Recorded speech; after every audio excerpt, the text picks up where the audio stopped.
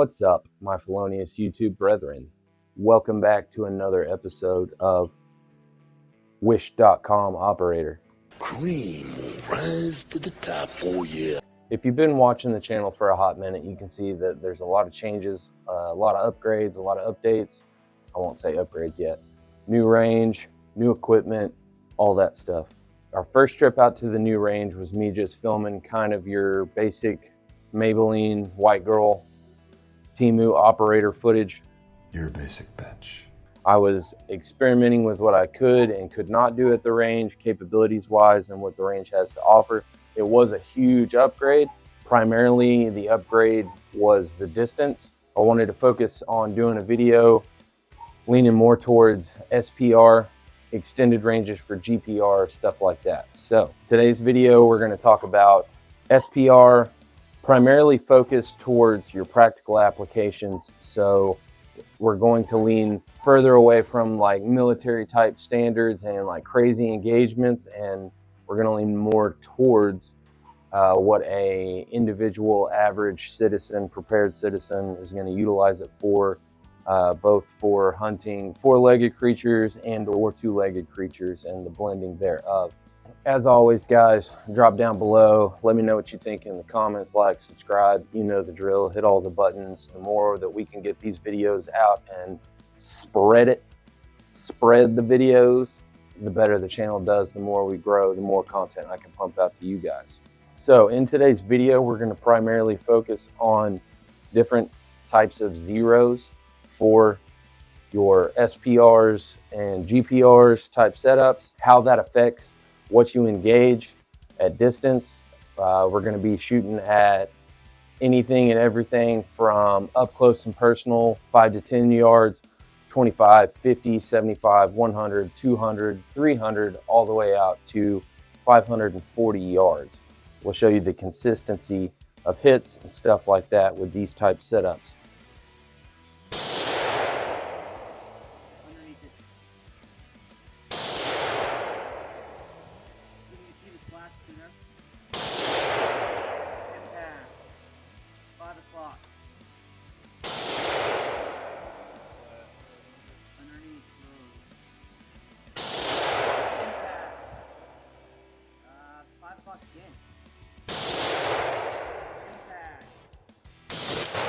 Impact, right edge. There you go. Freaking an inch off dead center to the right. Impact to the right, a little bit farther on that spot, and a gust just came through. Impact, 1 o'clock high. Impact, inch off center, 3 o'clock. So first things first, when it comes to setting up an SPR or a GPR that you are kind of tailoring it to a longer distance, let's make sure that we base our expectations in reality. So starting from the foundation, let's look at our cartridge and the capabilities thereof. So obviously I'm shooting 5.56 gas guns, maximum effective range for like super primo builds for a 5.56 is gonna be 700 to 800 yards.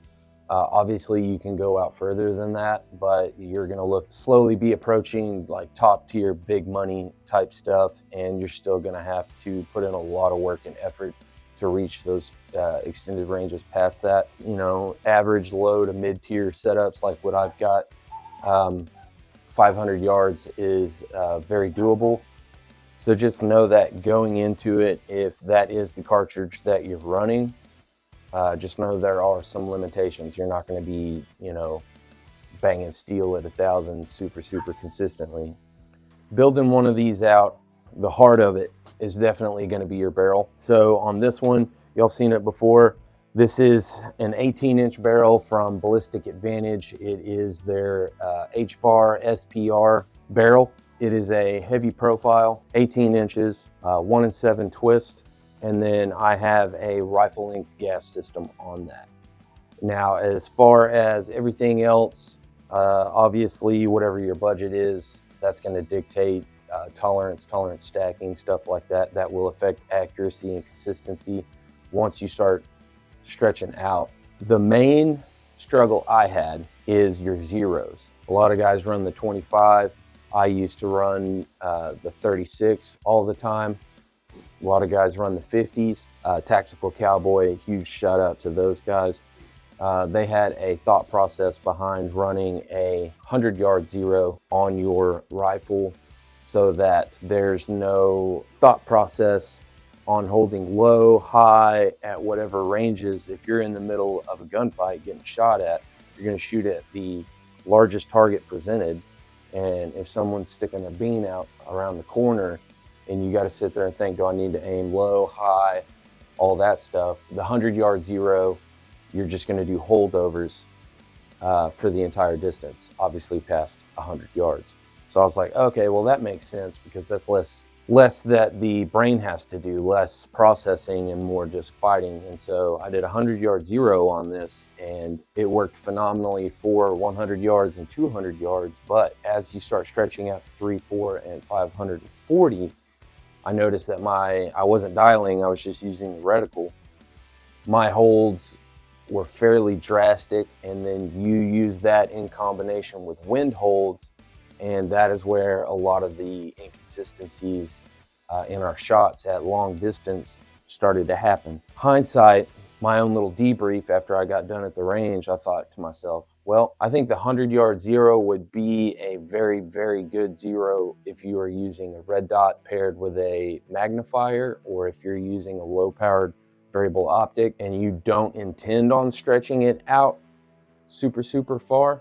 I think that zero works phenomenally for any kind of builds that you're doing where your intentions are to maximize the potential distance that you could reach with it. I immediately was like, yeah, I need to go back to either the 36 or the 50. Obviously, depending on the barrel and all that crap and what round you're using, 36 usually ties back in at 300, 50 usually ties back in at 200, I believe. And then you can Google the holds after that. I'm gonna zero this back in at 36 yards just to give me a little extra room on my reticle at distance. That way, if I'm not dialing and I choose to use the reticle only and the holds are not quite so drastic. But like I said, it's an experiment. We'll see how it works. Every gun is different. Moving on to the other build that we took out. So this one definitely looks quite a bit different, possibly even a little on the silly side. This was my first opportunity shooting the Gunner Odin 1-10. This was my first opportunity taking this out to distance, and man, did it deliver. I enjoy shooting this quite a bit. 100 and 200 yards was an absolute breeze with this, and then 300 and 400 I was able to connect with pretty quickly and had no issues. The light transmission in this is absolutely phenomenal. We are going to continue to test this. If you do care to see the independent review for this, the initial thoughts review, you can click here and see the independent review. Obviously, it doesn't have the 18 power that this does, so PID at super long distances, you'll have a little bit of drop off there. The inspiration for this, I'm calling this one the GPR Night Fighter, and we're gonna do an independent video on this here pretty soon.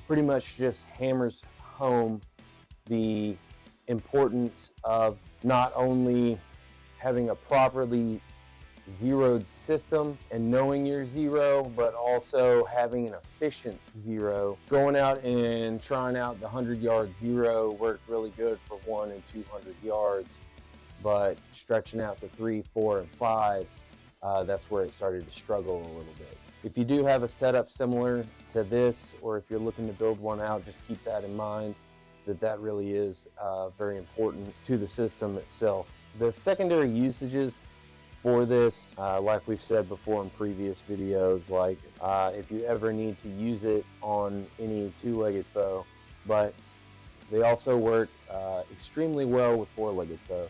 And so that's where the practical application and the practical side of all this training comes in handy. The biggest takeaway from all this is no matter what optic you choose, what it's paired with, how long your barrel is, what cool accessories you have on it, make sure you pick a good zero, a zero that works good for you in the application that you're using it in. Go out and train with it and test it and know your holds at distance, up close all the way out to however far you intend to stretch it out. So guys, I really appreciate you stopping by.